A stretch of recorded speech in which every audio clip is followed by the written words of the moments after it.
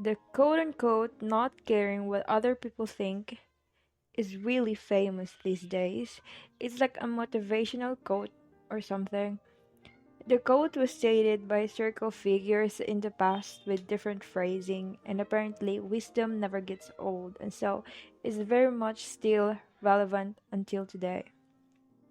And no one really unraveled the deep reason why the quote is famous and relevant, because famous things isn't just some dumb block. Something is at work there, or the statement struck a chord. We have unconscious needs, apparently, as a collective, and even those things that are famous, most of them doesn't even know why they're famous. The things that are famous, it isn't just famous sayings. It also relate to famous people, products, etc.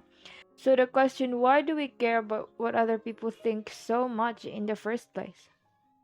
It is not reasonable at all in a sense that caring what other people think isn't really helpful for us because we can't really control what they think. And so why bother to care, right? Anyone can arrive at this conclusion with reason, but then in the end we still care. Some people are even imprisoned by caring too much that their life is literally dictated by other people. I've thought a lot about this. The reason for that, of course, is because I came in contact with my belief system. And once you realize that you can improve and change some of your belief system, you don't stop. You just keep on searching for better ideas to try and implement into your character and then discard it if it doesn't serve you and so on. But the idea of not caring what other people think for years now, I think 3 to 4 years, I can't seem to implement it in my character. To this day, I still care. I came across this idea is stoicism philosophy, and when I first read it, I thought, wow, how come I never thought of this when it sounds like common sense, eh? Turns out though, I think reason is a skill and it isn't inherent to all of us the moment we're born. We all have the capacity for reason, but it can be enhanced like a muscle. Exercise it like a muscle, exercising it and it'll go strong. So let us go back to the question, why do we even care in the first place? So my theory is I think it is an instinct. And we develop the instinct over millennia at the course of evolution. So it isn't a faulty logic to care what other people think. It is literally written in our DNA.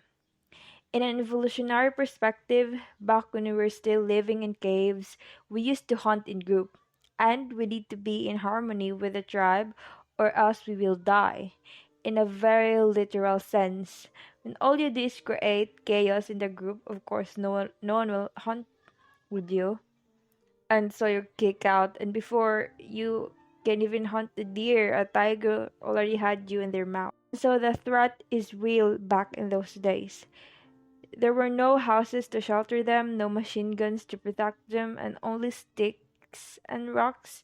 And so our ancestors prioritized survival over ego. And survival means they have to care for their tribesmen, because they need each other.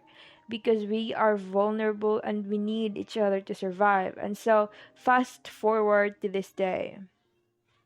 The other question is, why should we stop caring about what other people think?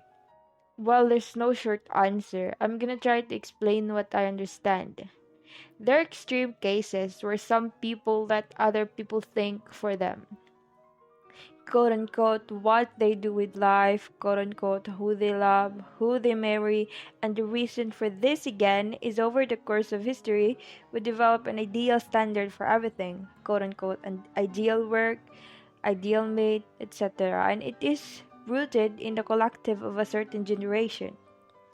I say certain generation because all ideals change. Everything changed, but the fact that there are still ideal standards for everything remains the same. And so I'm gonna term it social authority. This thing exists, but it is all made up. It is all in our head, but it exists nonetheless. And so some people care too much. Side note about this, I'm talking about quote unquote some people because we are very different individually in terms of temperament, and genetics have a lot to do with this. Tough luck in the genes lottery, but here we are though. So, those people are the agreeable type. I'm talking about temperament here. This is in reference to the big five personality traits. So, these people have a higher tendency to go to the extreme part of caring what other people think, to that point that they silence their own voice. And other than temperament, it also can easily happen if someone don't have a desire. Or in the worst part, people repress their desire just because society deemed it worthless. And so there's a thin line between caring and not caring. And I think this is the best place anyone can be. Because if you don't care, you will not maintain any relationship with anyone. Or if there is, it is shallow. And if you care too much, you will end up being their prison. And so the thin line is care enough to say the truth and act your truth. Your truth would be your values, perception, beliefs, principle, etc. Another ingredient would be humility. Know that your belief isn't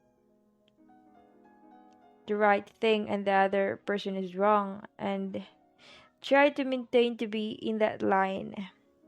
It's really hard because there are people who believe that they are right and else is wrong, and will try to guilt trap you and make you feel inferior. Well, in that case, just grab your pistol and shoot them in the head. You can do that, but I don't recommend it. No, I'm just kidding. In this case, though, you need to learn to pick your battle. Who is that person in your life? Is that person relevant and affects your life directly? If yes, then you need to have a lengthy conversation. If not, then just ignore them. So, I think that's that, I guess. What do you think, though? I'm really curious about what you think, or if there's a missing piece in my argument. You can tell me down below. Comment down below, and I don't know. Let's talk about this stuff, yo. So I think that's all.